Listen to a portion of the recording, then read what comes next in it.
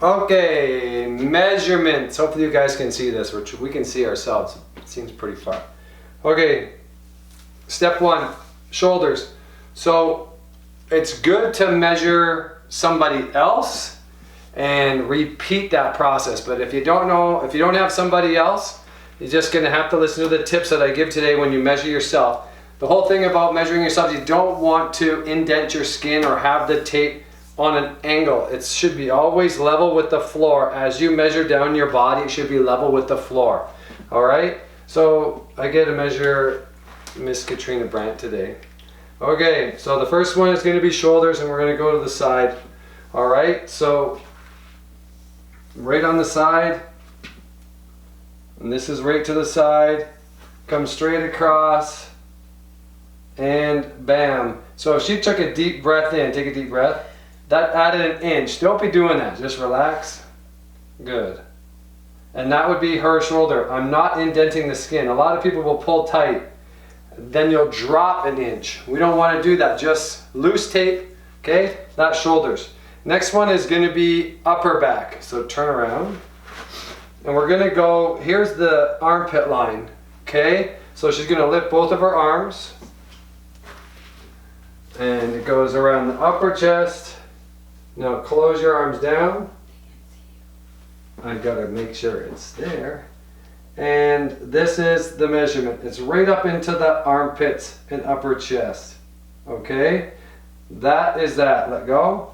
So we're measuring, if you can stand to the side, this tissue right here and the circumference. So what happens here is when you start to assimilate carbohydrates better, your insulin sensitivity is better, your upper back starts to get leaner. Okay, so this is a good indicator.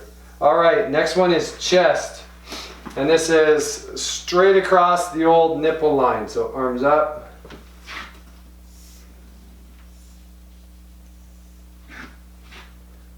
And then she puts her arms down. Obviously I'd be standing behind, but you get the point. Right there, that's going to be chest. And we're going to go into arms. So with the arms, you want to get kind of the upper arm, but not the shoulder. If I measured way down here, this would be different. The bicep and tricep is here. So there's a olecranon process on your AC joint. And if you touch your thumb the same distance, that is where it is. So you get them to lift your arm off a little bit, put it on against your body, then you shimmy the tape around, and bam, level with the floor, nice loose tape. That's the measurement. Same on the other side. All right?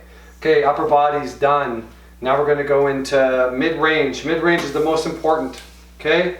I like to see inches go down in mid-range, and that means years on your life. That means you're getting rid of fat on the deep inside around your organs.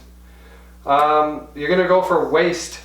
So the waist is always in flux. As we lose weight, your upper waist starts to drop. So I'm feeling, and that would be the waist right there. That is the smallest curve of her body.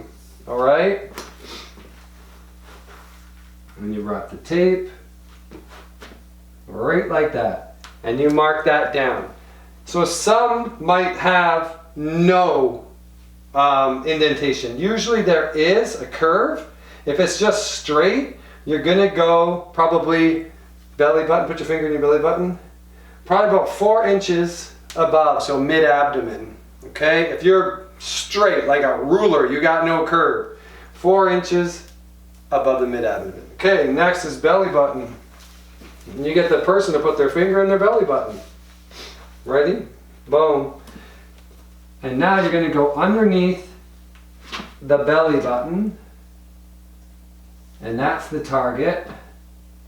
And that's the measurement, underneath the belly button. My tape is turned. Doesn't really matter, I'm not taking measurements. Okay, so it's underneath the belly button there.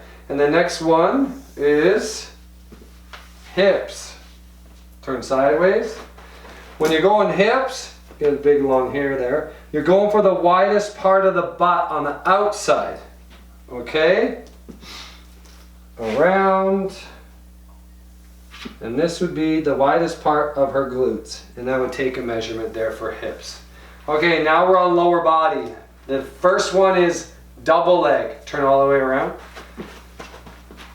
double leg, his feet together, and you're going to be underneath the butt cheek lines. This is for the outer hips and the total circumference of the legs. And that's how you get it. Nice straight line, straight across underneath the butt cheek. Okay, turn around.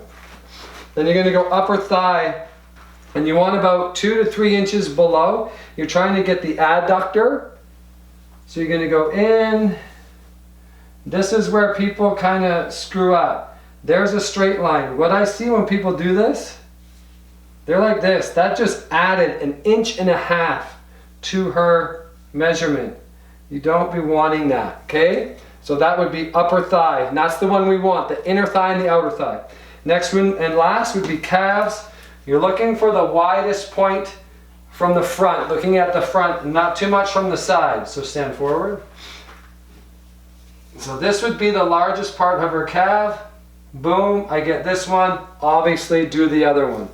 Okay, that's all the measurements. Take those, make sure you write them down, and we're going to be tracking these monthly. Thank you. Not going to say thank you? Oh, thanks. Thanks, babe. Smile. Hmm?